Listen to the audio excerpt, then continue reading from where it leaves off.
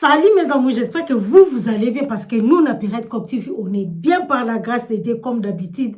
Toye to partager na bino o yuezo koleka na réseaux sociaux wa janvier to kotia wa ezande matata réseaux sociaux eza satiré na histoire oyo ya bandeko ya biso Olangi Oscar na Kevin Kaseya.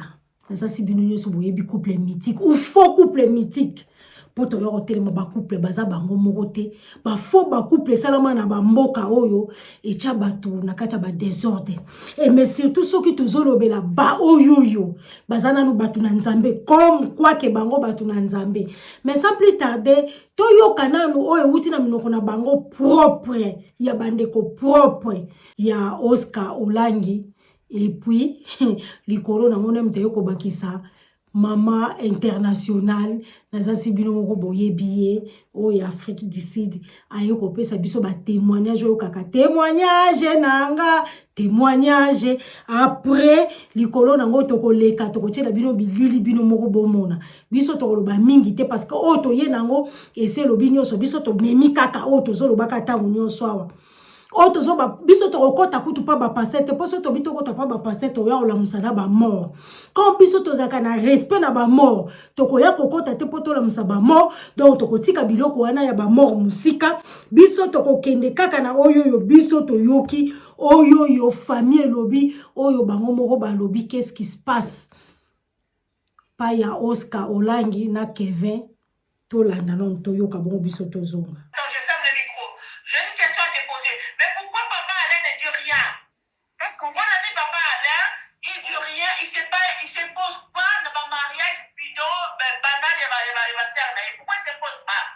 Si vous remarquez bien, Axa s'est marié peu de temps avant la mort de papa et de maman du moins.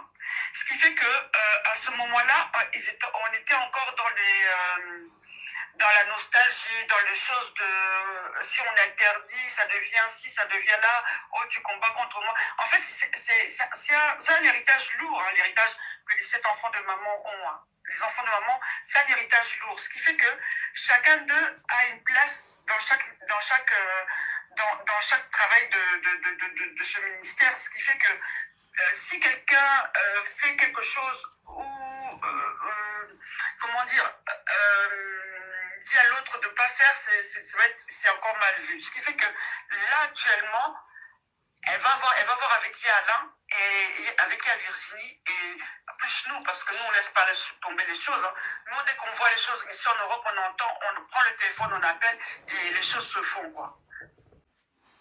Mais là, les enfants sont grands, on ne peut plus interdire personne. Cassé, elle va partir comme il est venu. Hein.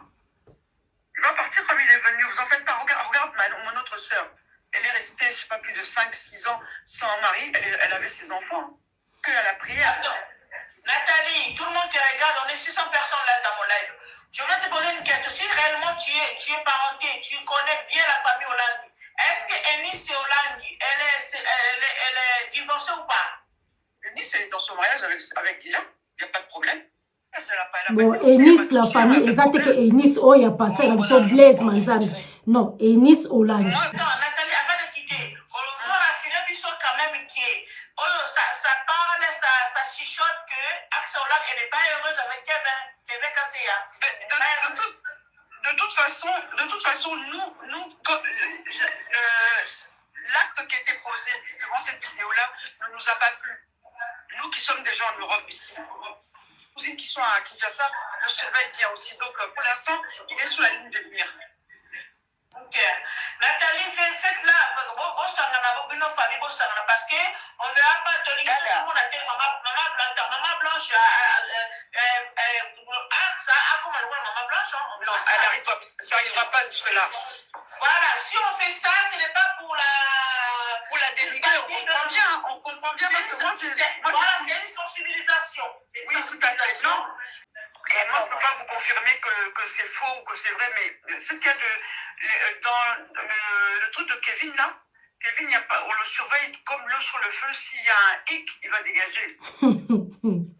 Ne vous en faites pas, on ne laissera pas on ne laissera pas ça dans les mains de quelqu'un de narcissique comme ça ou qui se prend pour qui il est, quoi. Parce que c'est pas lui qui a la parole à prêcher, c'est sa femme qui prêche. Attends, maman, Botala. tout à l'heure, tu as dit que ce n'est pas lui qui prêche, c'est sa femme. L'église, Bolanda. C'est qui vous a imposé Kevin dans votre famille là? C'est sa femme ou c'est, je sais pas. Kevin, elle vous a convaincu à quoi? En fait, parce que nous on a entendu que Axe Hollande essaie de pousser tout seul. Non, c'est elle qui a tout dénoncé. Non, comment ça s'est passé? Maintenant, de toute façon, on va pas se mentir. Quand la femme a beaucoup plus d'argent que l'homme, bon, on connaît pas le fond de sa poche. Bon, Provisaki. C'est ma cousine. Mais nous, là, on le surveille. On le surveille comme le lait sur le feu. S'il fait quoi, il y a un couac, il va dégager. Attends, quand tu dis que vous surveillez Kevin là, ça fait combien de temps vous surveillez déjà? Parce que ça fait 5 ans déjà elle est avec votre soeur. En fait, ce qui se passe, ce qui se passe là, c'est que nous on est ici. Tu sais, on vit chacune dans notre relation en couple, chacune. Dernièrement, j'ai discuté avec ma grande soeur, on s'appelle. Maintenant, quand il y a des choses propres au mariage, on n'entre pas forcément dans la vie intime de quelqu'un, mais quand on entend quelque chose de loin, là on appelle pour dire que ce qu'on entend là, on ne peut pas l'entendre. Et donc, attendez, Nathalie, je pense que n'attendez pas que ce soit trop tard. Hein? Non, mais là ce que j'ai entendu, c'est pas, là, comme je t'ai dit tout à l'heure, c'est pas la première, ni la deuxième, ni la troisième personne à m'en parler. J'ai ouvert Facebook, là ce matin, je l'ai vu. Hier, on en a parlé avec mes sœurs. Tu penses bien que j'attends dimanche. Aujourd'hui, c'est le jour d'adoration. Cette semaine ne terminera pas que moi, je vais avoir une conversation avec elle. Je vais avoir aussi une conversation avec ma grande cousine. Et même s'il faut discuter avec papa Alain, je discute avec eux pour lui en parler, en fait. Allô, maman, bonjour. Oh, sikoyo ser na biso.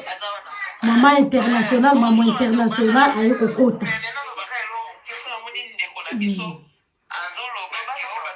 Ayo koyebisa biso ye tellement yebi mingi. Bolanda kaya.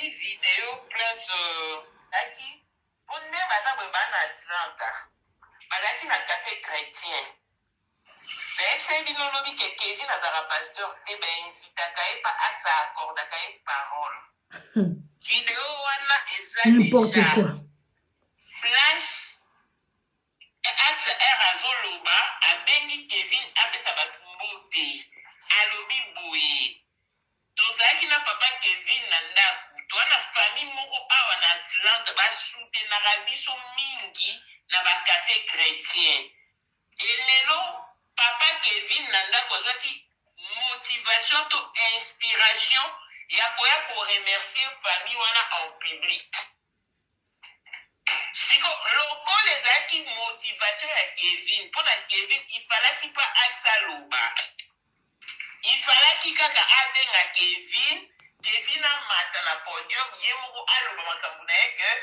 nzambe atienga te on a remercier famille oyo bazala toujours présent basoutenaka biso na chaque activité ya café chrétien siko lokola déjà akisa bandaki koloba boyebi famille yango oyo esoutenaka biso c'est quelle famille c'est comme si elle s'attendait à ce que la foule réagisse nde pesaki Kevin Canada mpona Kevin ifalaki ezalaka surprise azaolinga potole micro asa pas azalaki koresiste aozonga nsima nde Kevin abeti micro ekwei sikoyo video oyo mpe ebimi wana oyo bavandaki abotolaki lisu micro wana mpe tobebisika bato na contexte beno wana bakokani na koseka antuka mpona ona tok te makambo olobaka ya moko ata tobi tokota motutu me oyo mpenza okosi te okosaka nde te sikonga na ngana tuna kaka bato bayebi bible makasi eske na bible ekomamaki mwasi fois mibala parce que selon histoire de tozolanda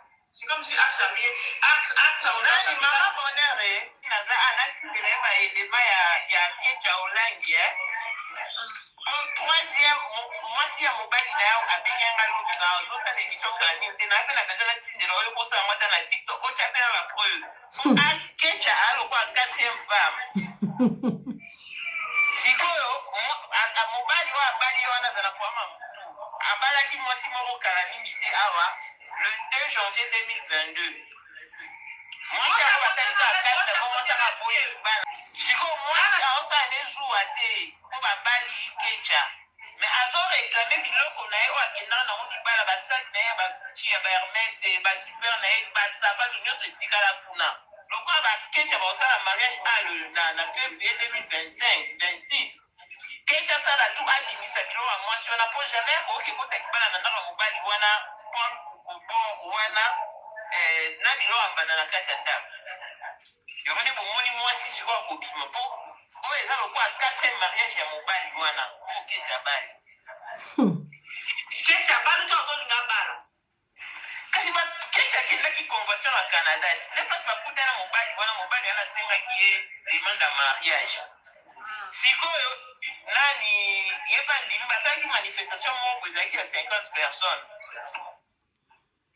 alingaki ezala limite mpo makambo ebima te mwasi moko ekombo na ye Christine Colson ye nabenganga lo bapesika bapreuve omona bino mona bamariage na ndenge nini facture ya dot na ndenge bafamille baresevaki dot makambo nyonso akomaki koexige mwasi aza na Belgique mobali aza na Canada mwasi alongwa Belgique eke evanda na Canada mwasi ali ayoza deja kosala te mobali azalaka policier soki soldat na Canada mosala esila afutela appartement ya 2 chambres nga lokola na Belgique naza nini propriétaire bana nanga na bana 5 ya mibali mibale basi basisa mutano occupation na ye nani oyo mwasi mosusu otosilisa okipane lokola na otika na bana mibale yo yaka tofanda epai na mobali alingi ye mwasi akili bon mwasi mpo amona ye moyen te aboyi na ye mpe te akei libala mwasi aleka 4 mois mobali azali pervers donc azali na ye te soza psychopathe donc asilikaka moko soki asiliki omoi lokola filme ailke banda otala bilamba ezokatana na nzoto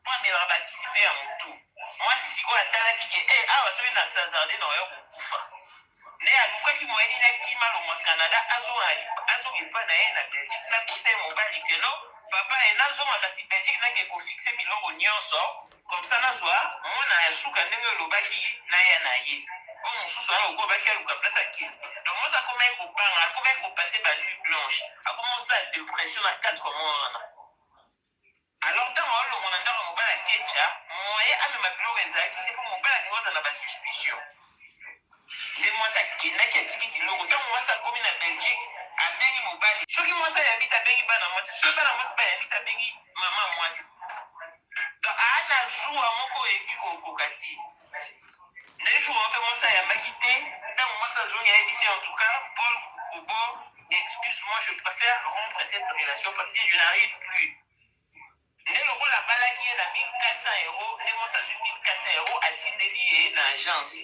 azwi mpe pake na ye ya mariage atongo na DHL mobali mpe deja azwa sikoyo mwasi akomotene biloko na ye oyo akendaka nango libala mpo mobali ntango akenda kopesa lot na Belgique akendaka mpe amemaka bilamba ya mwasi bilamba nde sikoyo ezopose problème depuis 2022 août 2022 ti lelo mobali alinga otinda biloko te bon sikoyo yasa abali kecha raison nini okangela biloko ya mwasi wana donc mwasi azosala nesuwa te mpo babali kecha mpo ayebi ke kecha ndenge okedi bana na baovanda te baovanda te mobali ye mo amela bakisi ya motu mwana mobali mpe ya mibale amela bakisi ya motu mobali agana ye papa na ye aza ganaye mama na ye aza congolais 50% muzongo 50% mombala aza camarade ya mama olangi babanda mpenza sifem sika bamama olangi ata bon wana bazosambela mpe na sifem si bayebani mpe na bakecha olangi très bien abalaka liboso sere moko boye bijou anatanda sala bademarshe abengisa sere yango ezowumela ake abali mwasa mondele komoni martine kende babotana ye bana mibale ya liboso komoni junior ya mibale rafi bana mibale moko wana 10 ans moko wana 8 ans nde libala ekufaki siko periode ya covid aluki mpo Christine wana azalaka mwasi na ye ya kala baye okutana na Kinshasa na baage ya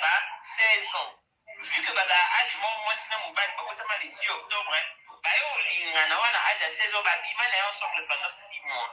Après, babunga na raboué, moi ça kenda na endo kapé famille batinde na poto, mobali patika la cascada kenda Italie. Mobali wana kenda na Italie, azi mobali ya kecha a kotisi kuna na Canada.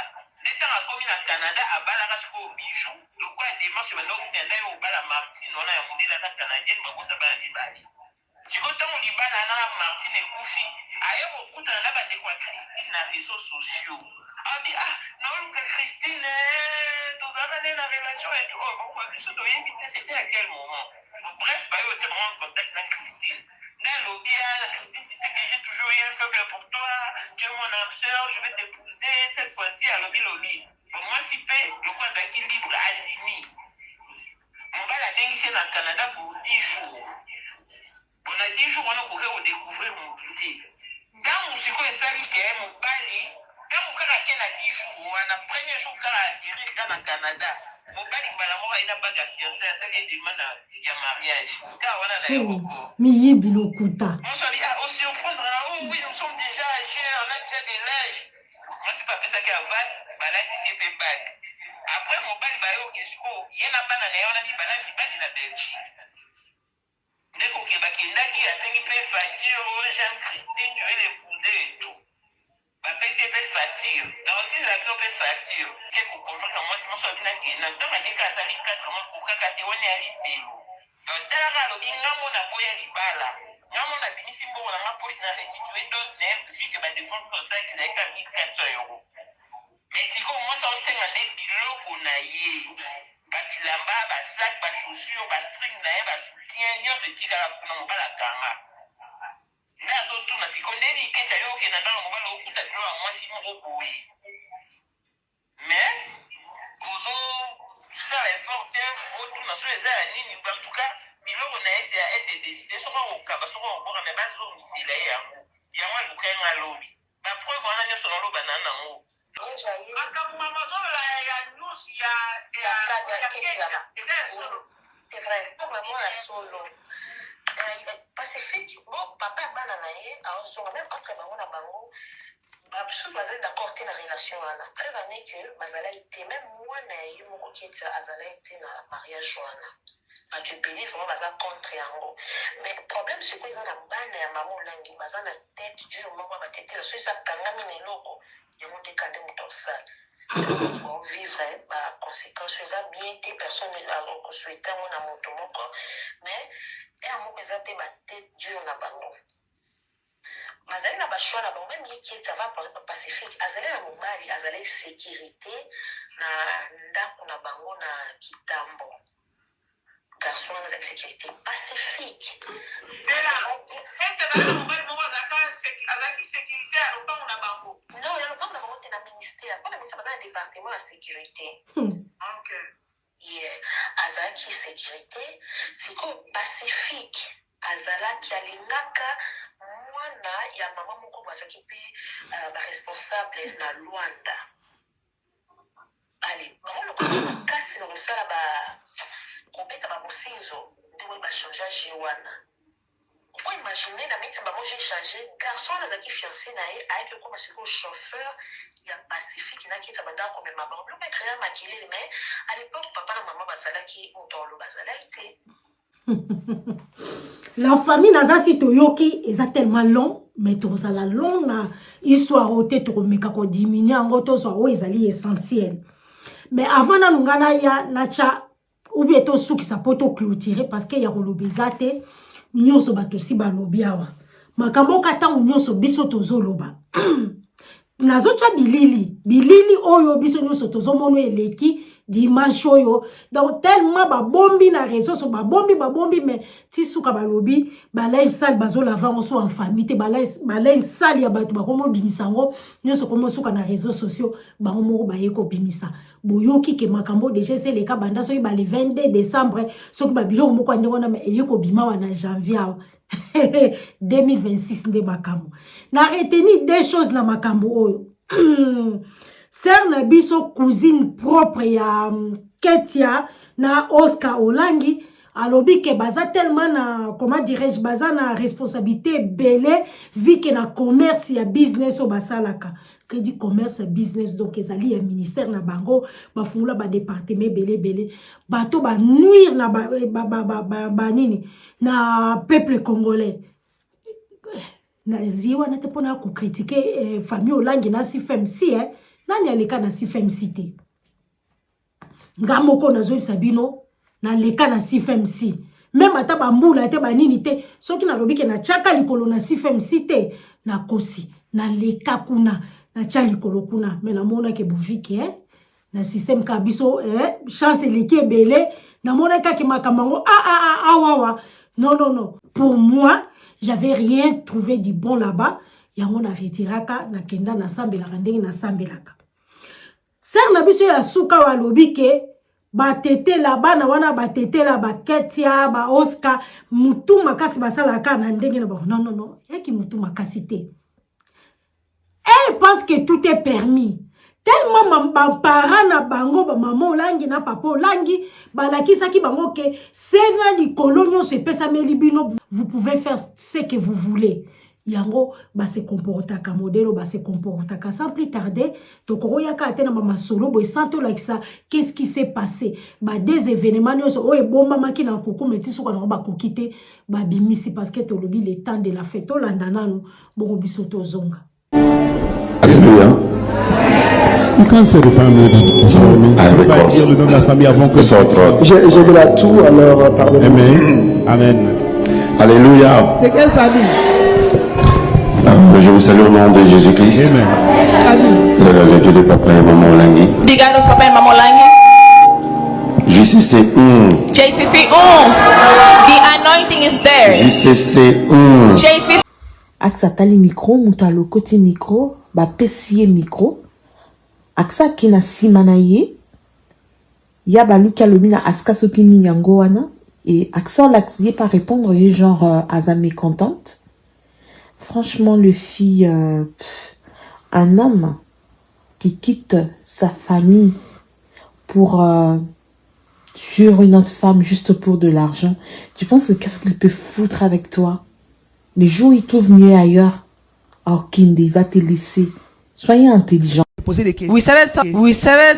He was asking questions. On a commencé à parler, il me posait des questions. We started talking. He was asking questions. À mes côtés. Oh, he was on my side actually. Alors, on a commencé à parler, il me posait des questions. We started talking. La famille n'a pas si tomoni. Tomoni siko tango ezobima boye na miso ya bato. Siko kuna na ndako ezaka ndeni, na chambre ezaka ndeni. Tala. Ketia ake kobala mobali oyo abali pendant 4 mois akabwani na mwasi.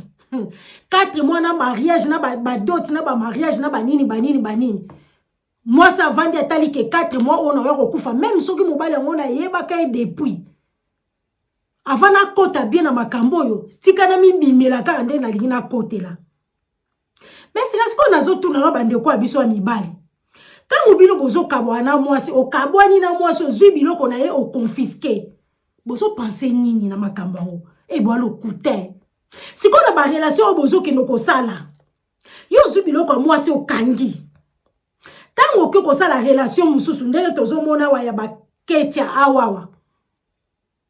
Mobali ya Ketia donc abala déjà mwasi azongisa 4 mois kaka mwasi amoni ke ana oyo kokufa azongisi ba doti ba nini nyonso oyo mobali wena apesaki ake na kwa na ye mais azela siko biloko na ye mutu wana azongisa siko mutu wana azozongisa biloko takanga biloko par contre yona ndako no bala Ketia ya siko tango zoki no bala Ketia ozongisa Ketia ke na kati ndako pe biloko ya ex nanga ou ya ex mbanda na yo ezali awo.